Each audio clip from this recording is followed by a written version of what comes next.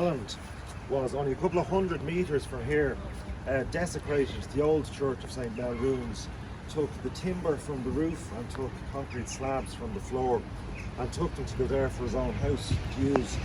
A couple of years after that, Captain Allen was reprimanded for his actions, and compensation was actually paid for the refurbishment of the church on account of Captain Allen's activities. So we do know that Cromwellian forces were in Tallaght at that time, and it's almost certain that the story with regard to Talbot's leap relates probably to the very, very same period, and perhaps even Captain Allen himself. We're pretty confident Oliver Cromwell himself never set foot in Tallaght, and we have a fairly detailed diary of his time in Ireland during that time. But the story, as you can see, goes that whilst Cromwellian forces were in the district, they made a raid on Belgard Castle, which was seat of the Talbot family, who also had a seat in Malahide at the time.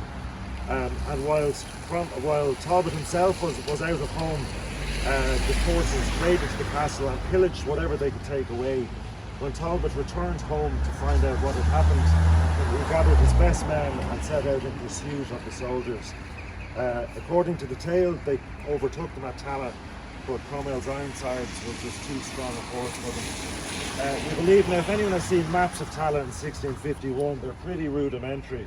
But according to this tale, at least, there was a large ditch or a fosse here, and a river ran through it to bring water into the Archbishop's palace. And there are certainly later maps that show that. A drawbridge would have been there to enable passage.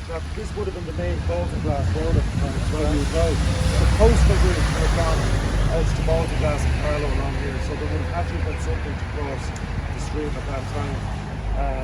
So, according to the account, the drawbridge was raised when Talbot and his men tried to escape from Cromwellian forces, and they had to jump the fosse.